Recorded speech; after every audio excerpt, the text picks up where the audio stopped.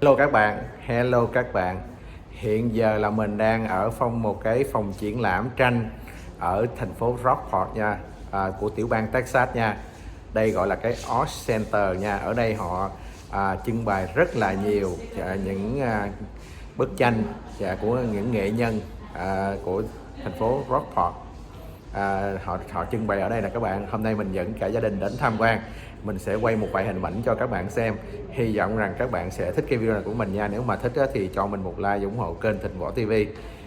Bây giờ let's go các bạn ơi, let's go coi phòng triển lãm tranh nghệ thuật này ở đây như thế nào nha các bạn.